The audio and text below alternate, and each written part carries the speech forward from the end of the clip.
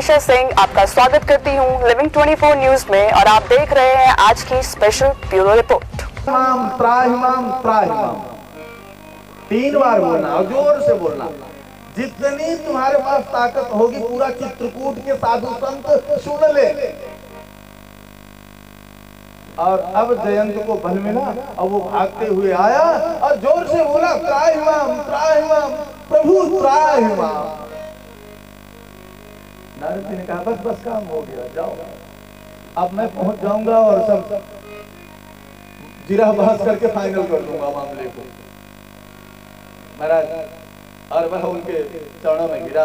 अब भगवान करें तो क्या करें, अब उस नियम को भूल गए। शरणागत को जो तजे हित अनुमान,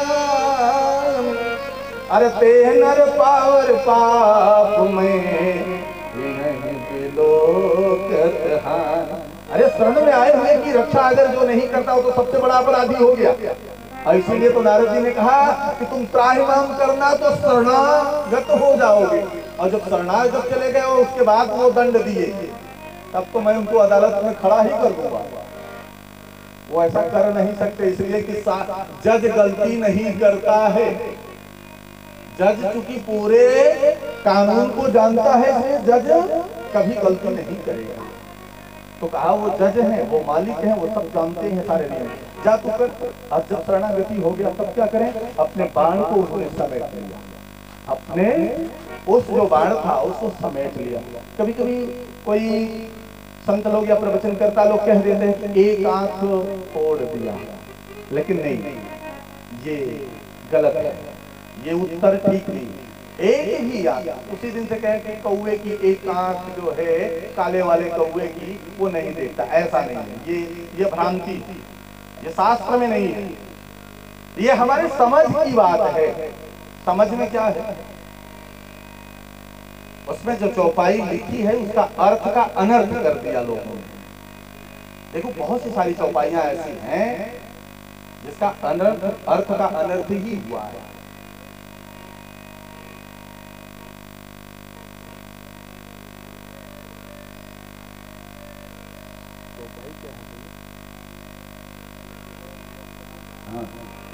भाव ये आया, भाव देखिए। अब मैं चौपाई बता रहा हूं कि क्या है उस चौपाई। बाबा तुलसी लिखते हैं एक नयन तजी करहु भवानी, तजेऊ भवानी, एक नयन करी तजेऊ भवानी। अब इसका अर्थ निकालना बड़ा गूढ़ है। क्या है, भगवान ने एक आंखी करना छोड़ दिया, एक आंख से देखना छोड़ दिया, त्याग दिया, समदृष्टा हो गए वो। जो शरणागति आ गया उसको, अरे उधर तो रावण को कह रहे हैं, क्योंकि इसका और कहीं से प्रमाण लेना चाहिए। उधर तो रावण से कह रहे हैं कि तुम माता सी जो हरण कर लिया, ये तो सिर्फ चोंच मारा था, वो कोई परीक्षा करने के लिए कह रहे हैं कि अगर वो मेरी शरण आ जाए तो मैं उसे लंका का राजा, उसे तो नहीं बनाऊंगा, विभीषण को वचन दे दिया हूं विभीषण को ही बनाऊंगा, पर मैं उसको अभय दे दूंगा एक बार और राजा भी बनाऊंगा उसको। तो पूछा कि जब आप विभीषण को राजा, लंका का राजा मान चुके हैं पहले से, तो राजा कहां का बनाओगे? कहा अयोध्या का राजा बनाऊंगा, अपना राज्य उसे दे दूंगा। ये है भगवान की महिमा। कहा कि उसे राजा बनाऊंगा। भगवान को मोह नहीं है राज और पाठ से। अरे इसलिए तो 14 वर्ष वन में चले गए। तो भाव ये है कि एक नयन तज करे भवानी, एक आंख से देखना। अभी आप लोग बोलते हैं ना एक अक्की और 2 अक्की की आपकी प्रथा है। कहा भैया एक अक्की खूब आप लोग करते हैं, तो वही बात वहां आई है। अवधी भाषा में इसका उन्होंने उपलब्ध कराया है, क्योंकि बाली इतना बड़ा अपराधी है, उसको तो कह रहे हैं कि चल करे उतने राखी प्राणा। अरे बाली अब तुम्हें मैं अचल कर दे रहा हूं, अभय दे रहा हूं, तुम्हें जीवित कर दे रहा हूं। इतने बड़े अपराधी को तो आप बाली जैसे को दूसरे की पत्नी को हरण करने वाला, उसको तो कह रहे हैं कि मैं अभय दे दूंगा। और जयंत इतना बड़ा अपराधी हो गया तो उसकी आंखें फोड़ दी। ये बात हजम नहीं होती है, ये शास्त्रों में नहीं है। कहीं कहीं मिस्टेक हो जाता है, कभी कभी भाव सबके अलग है। जैसे एक भाव और लोग करते हैं, एक चौपाई का और भी अर्थ अनर्थ कर देते हैं कि जन्म जन्म मुनि जतन कराही अंतराम कही आवत नाही कही आवत नाही। जन्म जन्म मुनि जन्म जन्म मुनि जतन कराही अंतराम कही आवत नाही।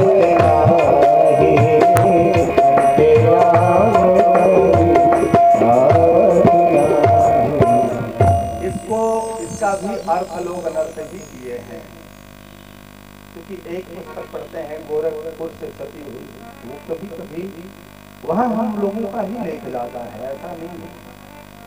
वो हमसे भी मानते हैं कि महाराज जी मैंने कई बार दिए भी हैं, कई बार कल्याण पत्रिका में हमारा भी लेख छपा भी हुआ है, तो वहां से छप गया तो इसका मतलब ये नहीं है कि वो पूरी तरह से प्रमाणित हो गया या उससे मोहर लग गई। कभी कभी हो जाता है, तो वही पुस्तक पढ़ लेते हैं तो लोग अर्थ करने लगते हैं। तो जन्म जन्म मुनि जतन कराही अंतराम कहते हैं कि पूरे जन्म जन्म से तपस्या करते हैं और अंत में राम। लेकिन ये अर्थ क्या है? जन्म जन्म, अरे जो जन्म जन्म से भगवान का नाम ले रहे हैं वो अंत में एक बार भगवान का नाम लेकर के पुनः इस धराधाम पर नहीं आते, उनकी मुक्ति हो जाती है। ये अर्थ होता है। क्या होता है कि अंतिम समय में जो जन्म जन्म से नाम भगवान का ले रहे हैं वो अंतिम समय में भी भगवान का एक बार नाम लेकर के और शरीर का त्याग करते हैं तो पुनः इस धराधाम पर नहीं आते। ये है इसका अर्थ। क्योंकि और प्रमाण गीता से भी लेना चाहिए ना, यहीं से एक जगह से नहीं सिद्ध होता है। गीता में जैसे भगवत गीता में लिखा, भगवत गीता में क्या लिखा हुआ है? अंत काले च मामेव अस्मरन् मुक्त्वाय अंत काले च मामेव अस्मरन् मुक्त्वा कलेवरं य प्रयाति समद्भावं याति नास्यत्र संशय याति नास्यत्र। अंत समय में जो जिसका ध्यान करता हुआ शरीर का त्याग करता है उसी भाव में भावित हो जाते हैं। ये अर्थ कह रहा है। तो जब यहाँ जन्म जन्म से वो ऋषि मुनि जो है नाम ले रहे हैं और अंत में एक बार कह करके तो फिर से आएंगे, उनका जन्म होगा। अंत में क्यों नहीं निकलेगा? अभ्यास है तू कौनते वैराग्य चक्रियते, भगवान की वाणी है। भगवान ही कह रहे हैं गीता में कि हे अर्जुन तू जिसका अभ्यास करेगा वही तुझे प्राप्त होगा। तू अभ्यास कर, मेरे नाम का अभ्यास कर, मेरे नाम लेने का अभ्यास कर, युद्ध भी कर, मेरा ध्यान भी कर, अभ्यास नाम लेने का अभ्यास भी कर, तेरा उद्धार होगा। जा। तो भगवान ने तो सारी चीजें सब कुछ बता दिया है। अब उसको हम एक जगह से नहीं सिद्ध कर सकते। जब तक मैं अभी भागवत से भी बोल रहा हूँ और रामचरितमानस रामायण से भी बोल रहा हूँ, क्यों? दो जगह से जब तक वो प्रमाणित नहीं होता है, वो पुष्ट नहीं होता है, इसलिए दोनों जगह से बोलना पड़ता है। भागवत के साथ दृष्टांत देते रहो राम मानस का। तो महाराज वेद व्यास जी जो हैं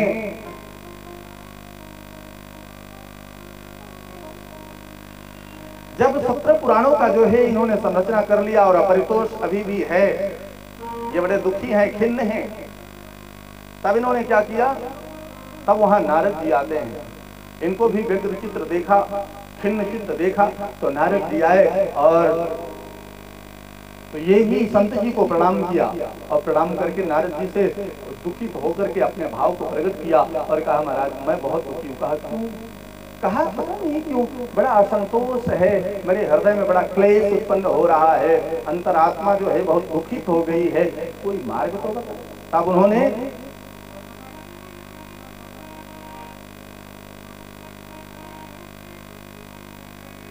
अठारहवें पुराण की संरचना के लिए कहा। कि एक तो श्रीमद् भागवत महापुराण की आप संरचना कीजिए, रचना कीजिए। महाराज जब उसको कहते हैं तो ये नारद जी उसी समय अपने पूर्व जन्म का वृत्तांत बताते हैं। जानते हैं कि मैं कौन था पूर्व जन्म में। देखो ये क्यों, कितने लोग इसमें देवता हैं ये पता नहीं है। जो लोग यहाँ बैठे हों, कितने लोग इसके पहले स्वर्ग भी जा चुके हैं और आपका पुण्य क्षीण हुआ तो पृथ्वी पर आ गए, लेकिन उनका स्वभाव जाएगा नहीं। उनका स्वभाव स्वर्ग से आए हुए का लक्षण है, स्वभाव है। मैं बताऊं, पहचान लोगे फिर आप कौन आदमी स्वर्ग से आया हुआ है, कौन देवी स्वर्ग की है। उसका पुण्य क्षीण होने के बाद यहाँ स्वर्गी स्थितानाम हि जीवलोके चत्वारि तेषां हृदये वसन्तिं दानं प्रशस्तं मधुराच वाणी देवार्चनं ब्राह्मण तर्पणं च। महाराज ये चार चीजें उसके अंदर होंगी। जो स्वर्ग से जो च्युत है, जो वहां से आया हुआ है पुण्य क्षीण होने पर, उसके चार चीजें उसके अंदर होंगी, ये गुण उसके अंदर होंगे। दानम प्रशस्तम मधुरा चवाली, दान करने में उसका बहुत मन लगेगा, उसकी प्रवृत्ति दान की होगी। मधुरा चवाली और प्रिय वादन करने वाला होगा, बोलने वाला होगा। तो वाणी कैसे होगी? प्रिय, बहुत प्यार से बात करने वाला होगा। और देवार्चनम, देवताओं का पूजन करने वाला, विश्वास करने वाला उन पर होगा। ब्राह्मणों का पूजन और विश्वास करने वाला होगा। ब्राह्मणम तर्पणम, देवताओं का, ब्राह्मणों का और पितरों का, तीनों को मानने वाला होगा, उनका तर्पण करने वाला होगा, पूजन करने वाला होगा, उनका आदर करने वाला होगा। कहा ये स्वर्ग से आए हुए की पहचान है। अब ये मिला लो। और कहा जो नरक से आए हुए हैं उनकी भी बताना पड़ेगा कि रहने दें, कल बताएंगे, बता दें। आ जाए सारी कथवा आज ही हो जाए।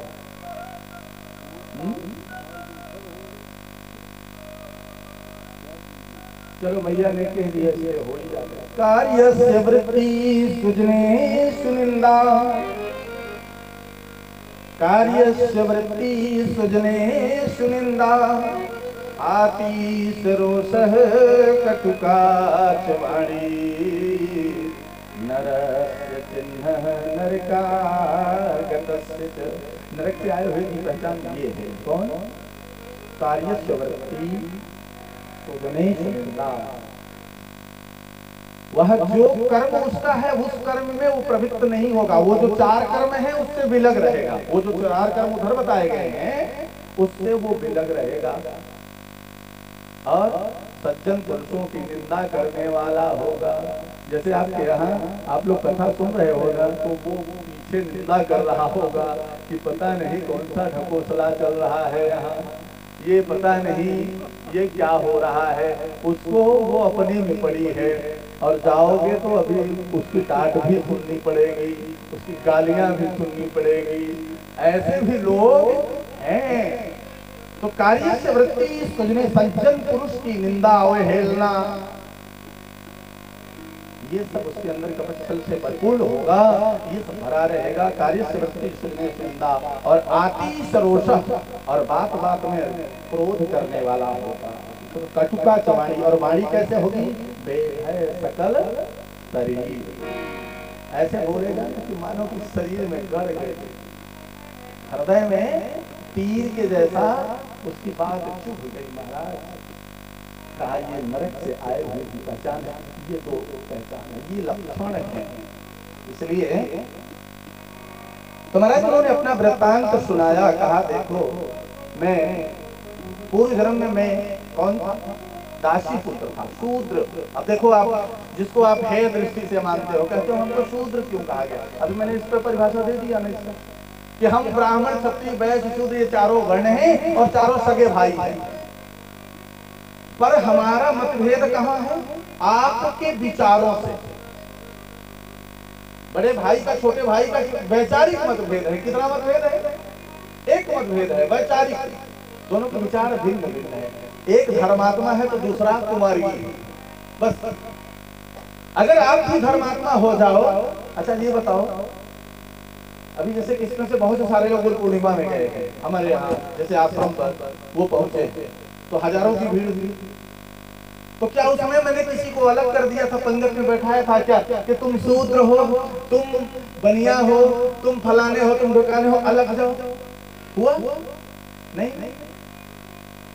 सब में एक परि सब मम प्रिय सब मम उपजाए।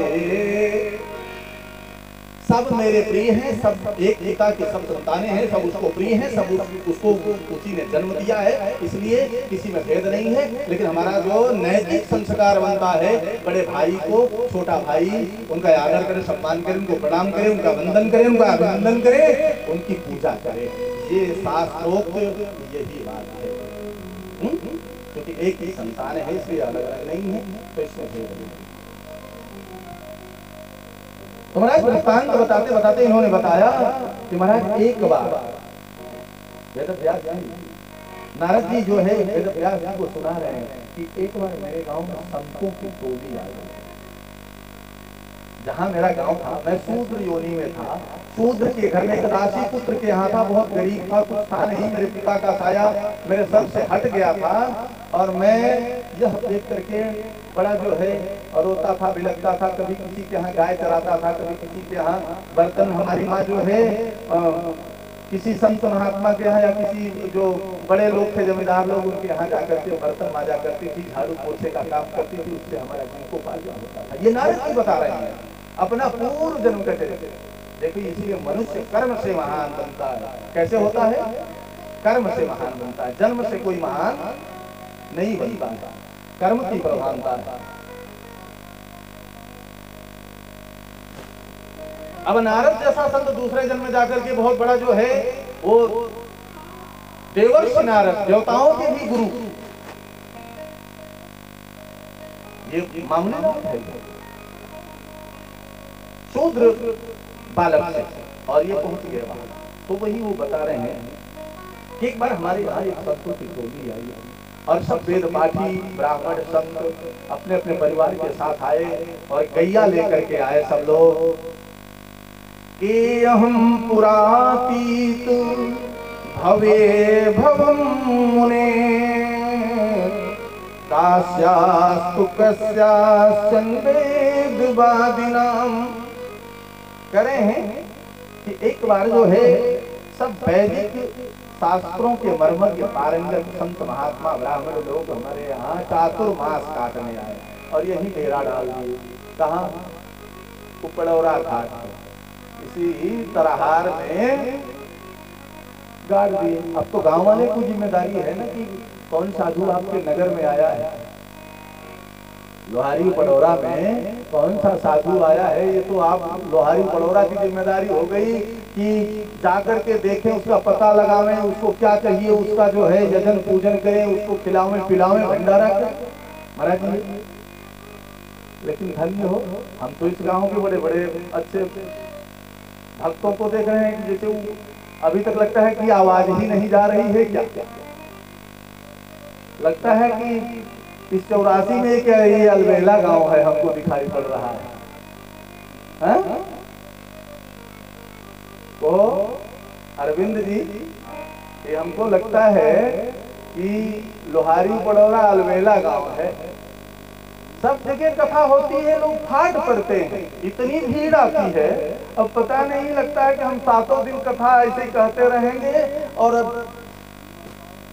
ऐसे आप लोगों का भाव बना रहेगा। अरे चलो इतना भी, ऐसी में से तो भक्त निकलेंगे ना।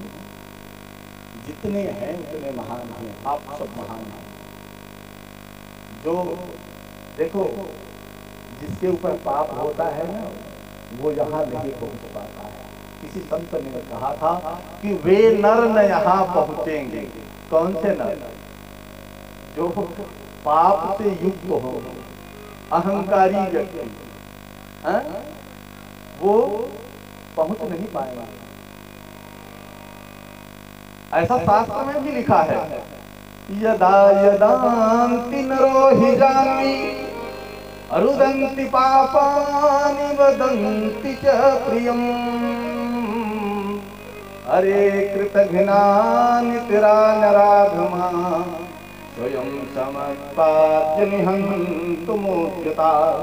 जिसके अंदर शरीर में हृदय में उसके पाप है, स्थिर पाप है, वह कभी गंगा जी स्नान करने नहीं जा पाएगा, गुरु का दर्शन करने नहीं जा पाएगा, कहीं सत्संग हो रही होगी वहां नहीं जा पाएगा, किसी पुण्य के कार्य में वो अड़ंगा वहां आएगा उसके सामने। ऐसा हमारा ये शास्त्र कहता है। यदा यदा उसका पपुआ उससे पहले रोने लगता है, तुम कहाँ जा रहे हो? अरे वहां जाओगे तो यहाँ तो पाप नहीं रहेगा ना, यहाँ कौन रहेगा? यहाँ तो पुण्य जो है वो गेट पर खड़ा, दरवाजे पर खड़ा हो गया है लेकर के अपना त्रिशूल और भाला, और कह रहा है कि यहाँ पाप वाले लोग नहीं आएंगे, यहाँ पुण्यात्मा ही आएगा। तो जो पुण्यात्मा आ गया है तो पुण्यात्मा ही रहेगा, वो पापात्मा नहीं आ पाएगा। वो रोता है पाप और चिल्लाता है, कहता है कि जब तुम्हें यही करना था तो मुझे तुमने पाप किया ही क्यों? तो महाराज वो बता रहे हैं कि देखो मैं पहले, और जब वहां हमारे गांव में संत लोग आए और वहां सब एक बगीचे में अपना डेरा डाल दिए, एक सरोवर के बगल में, उस बगीचे में हमारी माँ उन संतों का जो है सेवा करने जाती थी। देखो ये सेवा है, क्या है? बर्तन धुलना, पोछा लगाना, झाड़ू लगाना, गाय के गोबर से लीपाना। महाराज ये पवित्र होने, पवित्र करने के अंग। और जो इस कार्य को करता है, जो इस कार्य को करता है, जो दूसरे को पवित्र करता है, वो क्या अपवित्र रहेगा? क्या हो सकता है ऐसा? नहीं। जो साफ सफाई करता हो, सबको पवित्र बनाता हो अपने श्रम करके, क्या वो अपवित्र रहेगा? तो महाराज उन्होंने बताया कि हमारी माँ जो है तो मुझे भी ले जाती थी। देखो क्या करती थी, मुझे भी ले जाती थी। तो मुझे प्रसाद नहीं मिलता था। क्या मिलता था? मुझे भोजन नहीं मिलता था, मुझे खाना। आप लोग क्या बोलते हो? खाना बोलते हो, बहुत गंदा शब्द है ये। खाना नहीं बोलना चाहिए। खाना क्या है? ये तो बदहवास चीजें हैं। ये खाना खाना खाना नहीं। हमारे यहाँ प्रसाद है, महाप्रसाद। क्या महाप्रसाद संत लोग क्या बोलते हैं? महिमा महाप्रसाद की। तो ये इसकी बड़ी महिमा है। जो संत का जो जूठन पा जाए वो तो कृतार्थ हो जाता है। इसीलिए जूठन, गुरु का भी जूठन शिष्य को खाने का प्रचलन आया है कि कभी न कभी शिष्य जो है वो गुरु का जूठन उसको खाना चाहिए, संत का प्रसादी लेना चाहिए। ये बहुत सी सारी चीजें हैं। इससे क्या होता है? अहंकार नष्ट होता है, उसके पाप नष्ट होते हैं, उसका पुण्य जो है वह जागृत होता है। तो ये हमारे यहाँ भोजन और खाना मत बोलो। खाना तो बिल्कुल नहीं, भोजन तो बोल सकते हो, पर उत्तम शब्द क्या है? प्रसाद। हम लोग क्या बोलते हैं? सुबह के नाश्ते को आप लोग नाश्ता बोलते हैं, नाश्ता नहीं होता। कहा बाल भोग। भगवान को पहले भोग लगाया गया, उसका जो बचा वो प्रसादी बाल भोग कहलाती है। और जो दोपहर का होता है उसको क्या बोलते हैं? राजभोग। राजभोग जिसको महाप्रसाद कहते हैं, इसको संत की भाषा में राजभोग है, महाप्रसाद। और शाम का जो प्रसाद होता है उसको क्या बोलते हैं? बयार।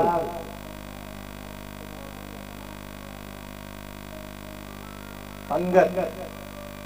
ये शब्द हैं। इन शब्दों को हर सनातन धर्मावलंबियों को आत्मसात करना चाहिए। ऐसा अपने घरों में बच्चों को भी सिखाया जाए कि ऐसे शब्द का उद्बोधन करें, ऐसे शब्दों का जो है वह रखें कि अरे अब तो प्रसाद हो गया ना। प्रसाद कौन पाता है? कोई भक्त पाता है। जो भगवान का भक्त होगा वो प्रसाद पाएगा। और प्रसाद वो कैसे हो गया? जब घर में बना रसोई में, उसके बाद भगवान को एक थाल में लगा करके ले जाओ और तुलसी दल डाल करके भोग को लगा दो, उसके बाद फिर किसी को पवाओ तो वो पूरा प्रसाद हो गया। तो ये प्रसाद की महिमा बड़ी अनंत है। तो ये कह रहे हैं कि हमने संत की, नारद जी बता रहे हैं देखो कि मुझे मेरी माँ के द्वारा जब मैं वहां जाता था तो संत की जो पत्तल में जब वो भोजन करके उठ जाते थे उच्छिन्न प्रसादी, तो कहा मैं वही प्रसादी पाता था। कोई हमको बैठा करके पंगत में तो खिलाता नहीं था, इसलिए कि तो बहुत ही गरीब थे, बहुत ही, हमारी जब माँ वहाँ बर्तन मारती थी तो कोई हमको आदर के साथ तो बैठा करके खिलाएगा नहीं। तो हम संतों की जो जूठन था उसी प्रसाद को मैं पत्तल में बच जाता था तो उसको ग्रहण करते थे। इसकी बड़ी महिमा है। कहा इसका प्रभाव क्या होता है? कहा इससे जो है मेरे मन पर बड़ा गहरा असर पड़ा और संतों से इतना प्रेम हो गया। उनकी जब कथा सुनते, वहां उनके साथ में रहते, तो देखो बचपन की बात मैं बता रहा हूँ। उस समय नारद बता रहे हैं कि मेरी उम्र 7 वर्ष की आयु है। देखो ये बालकपन से जो अगर बच्चों को जो है, इसलिए इनको ले आना चाहिए, सबको बच्चों को जरूर ले आना चाहिए, नवयुवतियों को, बहुओं को,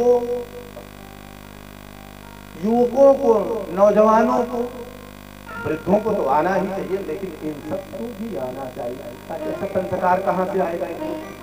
जब आप बहू को कहोगे कि अभी तुम्हारी उम्र नहीं भई है, अभी तो बूढ़े लोगों को जाने दो कथा, अभी तो तुम घर के अंदर ही रहो, हैं?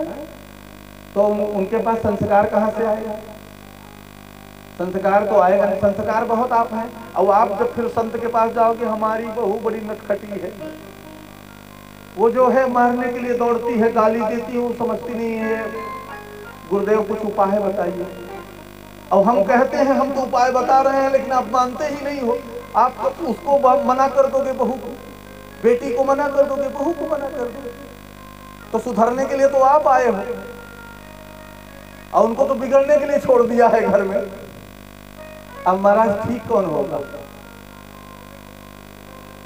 तू गाली नहीं देगी तो देगी, पूजा करेगी, आरती उतारेगी, उसको तो जो सत्संगत जो उसको मिली है वो वैसा ही करेगी ना। बिनु सत्संग विवेक न होई, राम कृपा बिनु सुलभ न सोई। सत्संग का बड़ा विशेष असर रहा है जीवन में, इसलिए सत्संग में सभी को लाओ। जब वो आएगी तब वो सुनेगी माता सीता कैसी थी, गोपियां कैसी थी, और मीरा जी कैसी थी। भक्तों की जब वो चरित्र को, कथाएं को सुनेगी, तब उसके अंदर अमूल चूल परिवर्तन आएगा और उसका जीवन जो है तब बदलाव होगा। वही बेटी किसी की बहू बन करके जाएगी तो वैसा आचरण करेगी। पहले अपने सास ससुर को खिला करके तब वो खुद भोजन करेगी, तब वो प्रसाद पाएगी। अपने सास ससुर को जो है बाल भोग करा करके तब पाएगी। अपने जेठ जेठानी को सामंजस्य बना करके रहेगी, तब उस घर को स्वर्ग कहा जाता है। लेकिन जब तक वो सत्संग करेगी तब तक विवेक नहीं आएगा। तो जब संत लोग, अब प्रेम, पहले तो प्रेम हो गया संतों से। देखो नारद जी क्या कह रहे हैं कि पहले तो ये प्रेम करते नहीं है संत, और अगर प्रेम कर दिए तो फिर छोड़ते नहीं, और प्रेम करने के बाद छोड़ना इनका स्वाभाविक कर्म भी है, स्वभाव है। हम आपसे प्रेम कितने दिन करेंगे पता है? हमारा प्रेम कितने दिन रहेगा? बोलो। आपसे जन्म जन्मांतर थोड़े ना रहेगा। आपसे प्रेम 7 दिन रहेगा, और 7 दिन के बाद हम बिना मोह के छोड़ के आपको चले जाएंगे। अभी मोह उत्पन्न हो रहा है, लेकिन 7वें दिन मोह को छोड़कर हम चले जाएंगे। और नारद जी यही कह रहे हैं कि संत जब जाने लगे ना,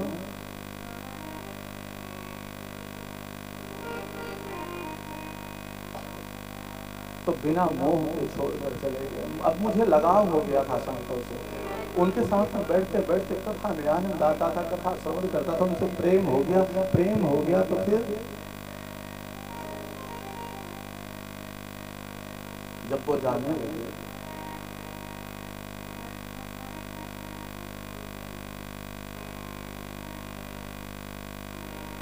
अपना सब कुछ लेकर के, तो मैं भी प्रेम में इतना विह्वल हो गया, पागल हो गया कि उनके बैलगाड़ी के पीछे धीरे धीरे दौड़ने लगा और रोते हुए चला जा रहा हूँ। माँ का मोह नहीं है, अब संतों से प्रेम हो गया और बैलगाड़ी के पीछे पीछे दौड़ता चला जा रहा हूँ, दौड़ता चला जा रहा हूँ। अच्छा, दौड़ के गया तो संत 4 कोस जाने के बाद पीछे मुड़ करके उन लोगों ने देखा तो कहा, रे बालक तुम क्यों आ रहे हो मेरे पीछे? कहा, अब हे भगवान, मुझे मेरी शरीर तक यहाँ रह गई है, मेरा मन तो आप ले करके चले जा रहे हो, अब ये शरीर सिर्फ बची रहेगी तो शरीर की क्या उपयोगिता, ये किसी के काम थोड़ी नहीं आने वाली है। जब मन चुरा लिया आपने तो शरीर को क्यों छोड़ रहे हो? तो कहा, शरीर को इसलिए छोड़ रहे हैं कि भी तुम्हारी माँ जीवित है। कौन जीवित है? तुम्हारी माँ जीवित है, पिता तो नहीं है, पर जब माँ चली जाए तब तुम चले आना। कहा, तो कहाँ चले आएंगे? तो कहा, हम किसके सहारे जिएंगे? तब नारद जी को संतों ने एक महामंत्र दिया, उसमें गुरु मंत्र दिया। क्या? वासुदेव गायत्री मंत्र दिया। वासुदेव गायत्री। देखो, गायत्री कई प्रकार की होती हैं, गायत्री से सब कुछ हो सकता है, आपका बहुत कुछ बदलाव हो सकता है, लेकिन गायत्री को जब पता हो तो उसमें 24 बड़ा गूढ़तम है, इसको प्रकट नहीं करना चाहिए गायत्री को, इसलिए थोड़ा सा यहीं विराम कर देते हैं। ये गूढ़तम रहस्य है, किसी दिन फिर इस पर वैसे चर्चा हो जाएगी, माइक पे नहीं होगी। तो वासुदेव गायत्री जो है, संतों ने कहा कि तुम्हें एक अवलंब दे रहे हैं। क्या? कहा, मैं तुम्हारा गुरु हूं और तुझे ये उपाय दे रहा हूं कि जाकर के अब इसके सहारे तुम आगे का अपना जीवन यापन करो। कहा, वो कौन सा है वासुदेव गायत्री? ओम नमो भगवते तोभ्यम वासुदेवाय धीमहि प्रद्युम्नाय निरुद्धाय नमः संकर्षणाय च। कहा, ये वासुदेव गायत्री है और जाकर के इसी का सेवन करो। अब इसमें भी एक छोटा सा तथ्य वासुदेव मंत्र छुपा है। कहा तो उन्होंने पूरा, लेकिन इसी में एक वासुदेव मंत्र छुपा है, उस वासुदेव मंत्र को उन्होंने दे दिया और कहा जाकर के इसका सेवन करो। उसी वासुदेव मंत्र का नारद जी जो है वह निरंतर आकर के सेवन करने लगते हैं और 14 घंटे, 15 घंटे, 12 घंटे, 16 घंटे जाप करना प्रारंभ कर देते हैं। विश्वास के साथ, दृढ़ता के साथ गुरु मंत्र प्राप्त हो गया और इसलिए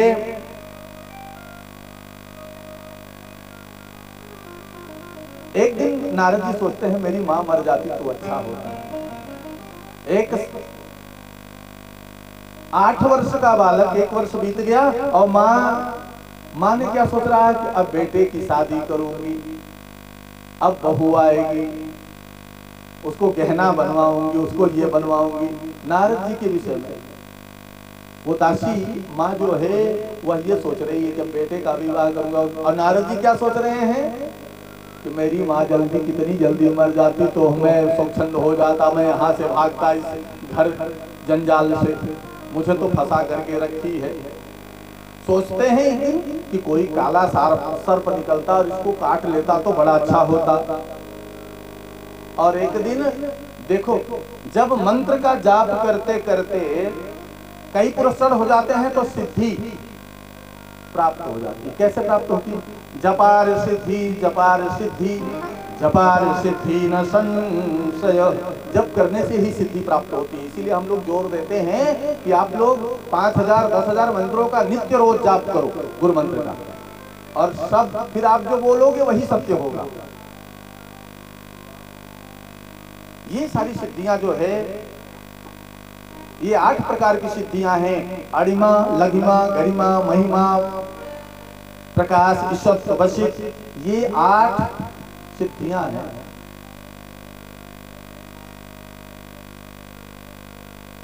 तो ये सब आ जाती है मनुष्य के अंदर, लेकिन इस पर विश्वास तो करो। ये तो सोचते हो सब शास्त्र में लिखा है नहीं। महाराज कुछ भी लिखा नहीं, सब पक्का है। मैं तो गारंटी देता हूं कि कोई 3 महीने जाप करके मुझे 10,000 पर डे बतावे, अगर वाक सिद्धि 3 महीने के अंदर न हो जाए तो जो कहिएगा हार जाऊंगा।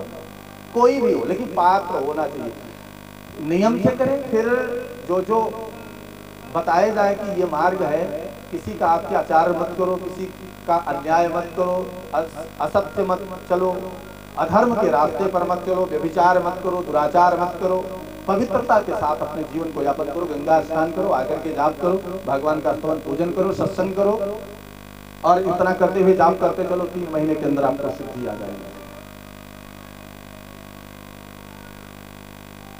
कहा आश्रम का क्या मतलब होता? आधन श्रम धन गतः, जहां जाने पर विश्राम मिल जाए उसे कहते हैं आश्रम, आराम मिल जाए, चैन आ जाए। तो महाराज इन्होंने अपना यह वृत्तांत बताया और कहा कि पुनः जो है मेरी माँ को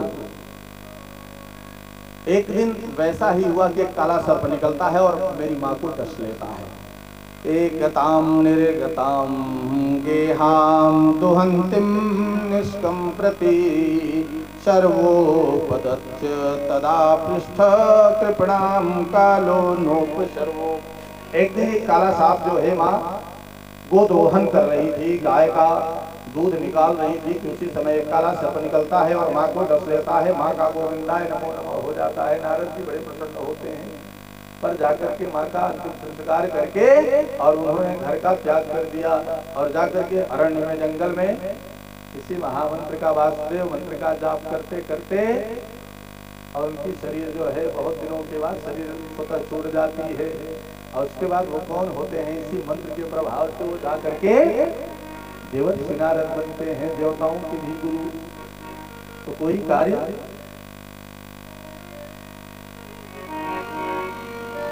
तन के तंबुरे में तो सांसों के तार बोले, जय सिया राम राम जय सिया राम राम जय सिया राम।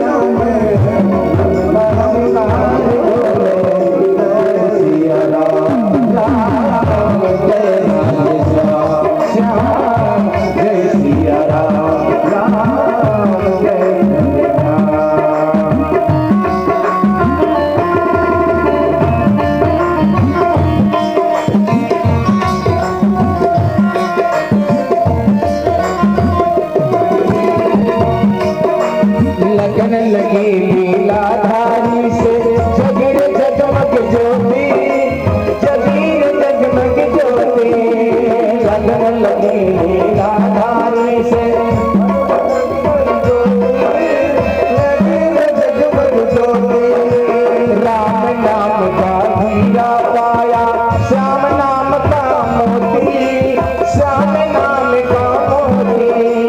राम नाम का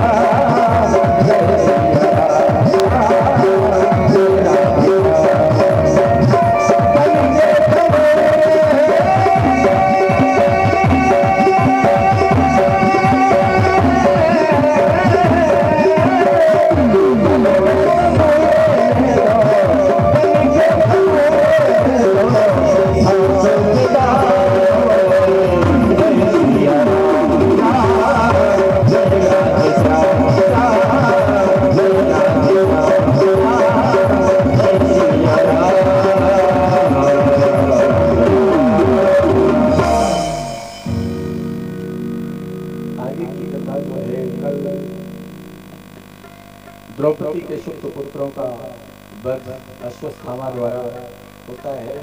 ये कल की कथा में और प्रसंग संक्षेप में थोड़ा सा आगे बढ़ेंगे। कल तीसरे दिन की देखो 7 दिन, 2 दिन तो निकल गए, 5 दिन से अब बच रहे हैं। जिन भक्तों को अभी भी कह रहा हूं, सबसे बड़ा परोपकार क्या है? देखो, जब आनंद नामक गंगा तट पर जब कथा करने के लिए शौनकादि ऋषि जो शोध जी महाराज में बैठे और जब वहां कथा प्रारंभ हुई तो श्रेष्ठ सनक नंदन सनातन और सब समाज ने भी कथा कहना शुरू किया। तो उसमें सब देवताओं को ड्यूटी लगी। क्या उन्होंने इस भेद को बताया जो मैं भेद बता रहा हूं। उन्होंने इस भेद को बताया कि ये गृह कार्य नाना जंजाल, ऐसे गृह कार्य से कोई निकल नहीं पाता। एक हमारे शिष्य थे अमीन साहब, जब वो कभी कहीं मुलाकात होती, कहीं मिल जाते तो उनसे पूछते कि क्यों अमीन साहब कहाँ गायब हो, बहुत दिनों के बाद दिखाई नहीं पड़े। तो बोलते क्या थे कि महाराज ये इसका नाम है गिरी हस्ती, इसी में फंसा हुआ। गृहस्थी को वो कहा करते थे कि इसका नाम है गिरी हुई हस्ती, जिसकी हस्ती बिल्कुल गिर जाए वही है गृहस्थी। उनका जो अर्थ था इसका, तो हमको वो बात याद आती है जैसे से लोग कहा करते ये गृहस्थी है, तो इससे निकालना किसी महापुरुष का कार्य है। सबसे बड़ा प्रकार भृगु ऋषि जो है, ऋषि 88,000 आ गए वहां कथा का श्रवण करने, लेकिन गृहस्थ वाले नहीं निकल पा रहे थे। तो इनका उद्धार कैसे हो, इसलिए ऋषि महर्षि की जिम्मेदारी दी गई कि आप घर घर जाकर के जगाओ, इनको ले दो और सत्संग पंडाल तक कथा में बैठाओ, इनको चाहे जैसे लेके आओ लेकिन लेके आओ। तो बताया कि सबसे बड़ा पुण्य ये होता है कि जो भगवान के चरणों से इन जीवों को, विमुख जीवों को जोड़ देता है, वो सबसे बड़ा उपकार है। कहा इनका उद्धार तो हो जाए, नहीं तो ये जीव पता नहीं कितने करोड़ों हजारों जन्म ले चुका है, ये कितना गोता खाया है। इसी भाव में आता है कि बाजी चौपड़ की लगी, ये मनुष्य जन्म अनमोल है और अंतिम बार मिला हुआ है। बाजी चौपड़, ये शतरंज का खेल है, जुए का खेल है। बाजी चौपड़ की लगी, पौ पर अटकी आए, और अब की पौजो ना पड़ो, फिर 84 जाए। ये शतरंज का खेल है, मनुष्य जन्म मिला है तो ये एक प्रकार से एक जुआ ही है कि हमें मिल गया तो खेल जाओ, नहीं तो फिर क्या होगा, 84 में जाना पड़ेगा। और वही हम अब एक बार अगर हमारा उद्धार हुआ है, मनुष्य जन्म पला है, तो 84 में न जाना पड़े, कब तक दूसरी बार को मानव बन जाए। ऐसा कोई सत्कर्म करते रहें, फिर हो सकता है कि कभी अच्छे सद्गुरुओं की प्राप्ति हो जाएगी, तो आपका मार्ग प्रशस्त हो जाएगा और आप परम गति को चले जाएंगे। यही जीवन के साथ सकता है। बोले भक्तवत्सल भगवान की। अब भगवान का सत्संग करो। बाकी कथा कल पुनः 2 बजे से, श्रोता वही है, श्रोता पे भी कल कथा होगी। वक्ता की तो मैंने कथा सुखदेव जी महाराज जी कह दिया, कल श्रोता पे भी कथा होगी कि श्रोता कैसे होने चाहिए, श्रोता का कल्याण कैसे होता है। लेकिन 2 बजे ही कहूंगा, करेक्ट 2 बजे अगर जो भक्त आएगा वही श्रोता की कथा, बहुत अच्छी कथा है, श्रोता की कथा कि श्रोता कैसे है और वो उस प्रकार से चलकर उसका कल्याण हो जाता है। इसलिए आप कीर्तन एक बार बोलिए, गोविंद मेरो है, गोपाल मेरो है, गोविंद मेरो है, गोपाल मेरो है,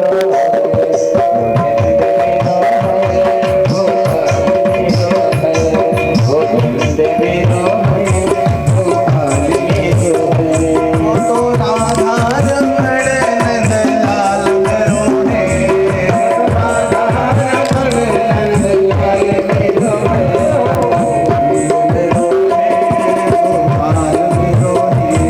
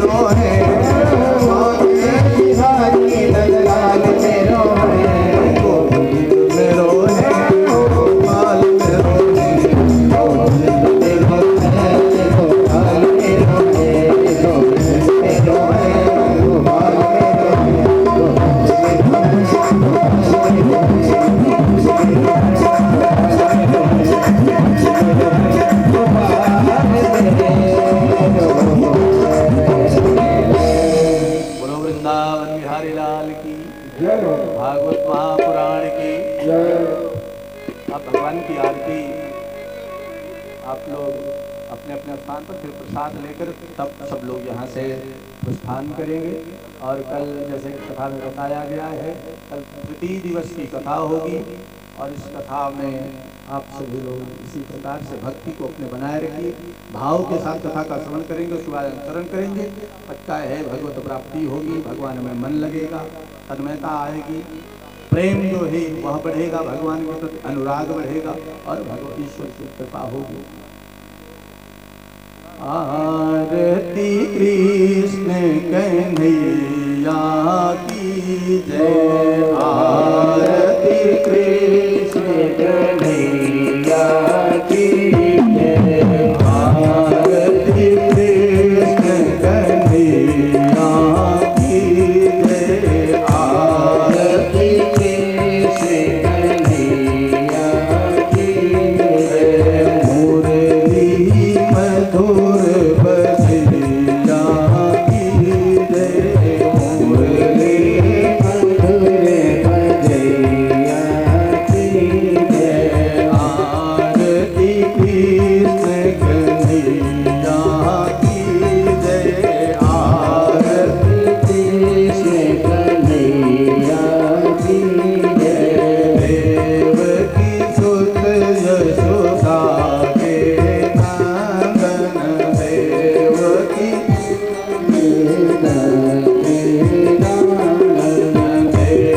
देवकी सुत यशोदा के नंदन, देवकी सुत यशोदा के नंदन।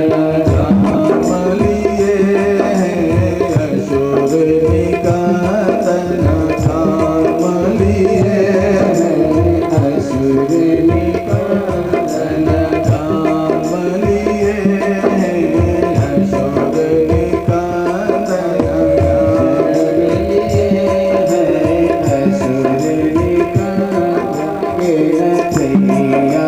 की जय। आरती कृष्ण कन्हैया की जय, आरती कृष्ण कन्हैया की जय। मुरली मधुर बजिया की जय, मुरली मधुर बजिया की जय। बाल बाल संग रास रचाए, बाल बाल संग रास रचाए, बाल बाल संग रास रचाए, बाल यमुना तट राधा संग गाए, यमुना तट राधा संग गाए। नंदलाल बल भैया की जय, नंदलाल बल भैया की जय, आरती कृष्ण कन्हैया की जय, आरती कृष्ण कन्हैया की जय। मुरली मधुर बजिया की जय, मुरली मधुर बजिया की जय। ओ बरधन अंगुली पे उठाए, ओ बरधन अंगुली पे उठाए, ओ बरधन अंगुली पे उठाए, ओ बरधन अंगुली पे उठाए। कांच ममा को मार गिराए, कांच ममा को मार गिराए।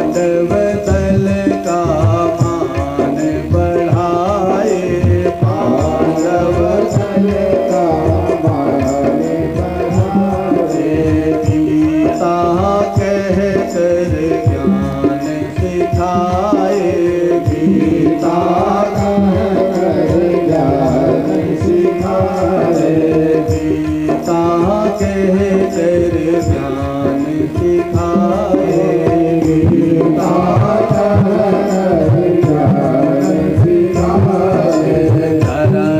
शरण युग नहीं जाती,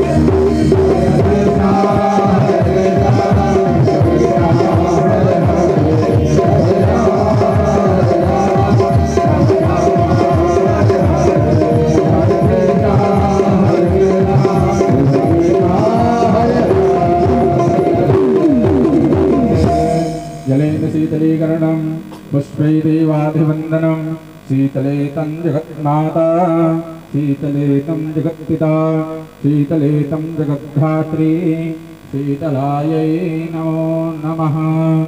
आरातिग्रहणं देवाभिनन्दनं देवाभिनन्दनं आत्माभिनन्दनं आत्माभिनन्दनं करुषं शोभ्यास्ते यक्षत्पुष्पाणि गृहीत्वा मन्त्रपुष्पाञ्जलिः।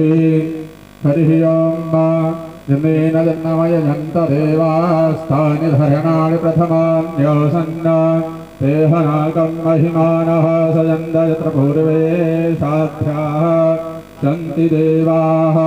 हरिः ओं राजाधिराजाय प्रसह्यशाहिने नमो वयं वैश्वरणाय कुर्महे शमे कामकामान् मह्यं कामेश्वरो वैश्वरणो दधातु। कुबेराय वैश्वरणाय महाराजाय नमः। हरिः ओं एकदन्ताय विद्महे वक्रतुण्डाय धीमहि तन्नो दन्तिः प्रचोदयात्। हरिः ओं हंसहंसाय विद्महे परमहंसाय धीमहि तन्नो गुरुः प्रचोदयात्। हरिः ओं नन्दनन्दनाय विद्महे यशोदानन्दनाय धीमहि तन्नो कृष्णः प्रचोदयात्।